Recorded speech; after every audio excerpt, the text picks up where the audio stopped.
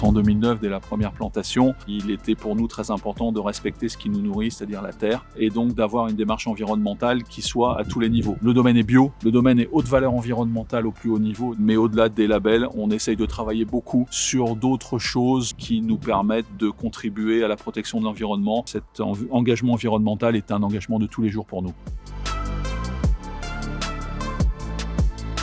Pour nous, la gestion de l'eau est une question excessivement importante et cruciale. Nous sommes tenus d'utiliser de l'eau puisque nous avons des nettoyages à faire. Malheureusement, à l'endroit où nous sommes, nous ne pouvons pas être connectés du tout à l'égout. Il était important pour nous de ne plus pratiquer le pompage de nos effluents dans des cuves pour aller les pendre sur des terrains, mais d'avoir un moyen de recycler et de retraiter cette eau de manière à avoir une eau claire et saine à la sortie. L'idée, c'est bien évidemment de la récupérer et de pouvoir irriguer après un potager qui serait devant et qui nous permettrait de faire pousser quelques légumes.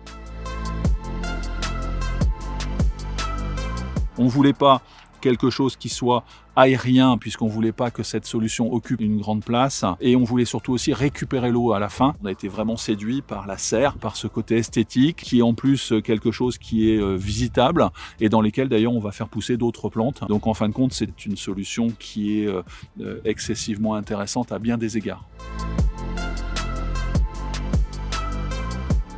Eh bien, avec Asuvia, ça s'est très bien passé dès la première rencontre. Les réunions de chantier se sont passées à merveille. Asuvia a toujours été présent et a toujours répondu présent lorsqu'il a fallu être là et donc a livré sa solution comme il le fallait dans les temps.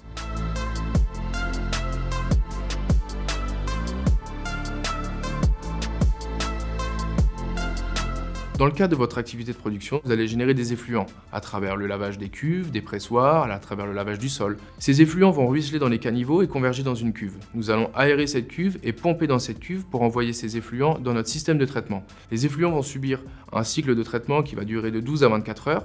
Lorsque cette eau est suffisamment dépolluée, nous allons pouvoir la restituer dans le milieu naturel sans impact négatif sur les écosystèmes ou alors accompagner notre client pour trouver des voies de valorisation comme de l'irrigation, comme les premiers rinçages des machines à vendanger ou alors tous les autres postes qui ne nécessiteront pas une eau potable. Au sein de cette serre, vous avez 3 grandes briques technologiques qui sont impliquées. La première, c'est la phytorémédiation. C'est la capacité qu'ont les plantes et les micro-organismes à dégrader les polluants. La deuxième, c'est l'hydroponie. On utilise une culture hors sol, verticale et en étage. Et la troisième brique, c'est cette serre qui vient habiller le système et qui permet de protéger des aléas météorologiques, de pouvoir avoir des températures plus clémentes en hiver, ce qui permet à la biologie de mieux fonctionner. Et le troisième aspect, c'est l'aspect esthétique où on a un objet qui va pouvoir être une pièce d'agrément sur votre domaine.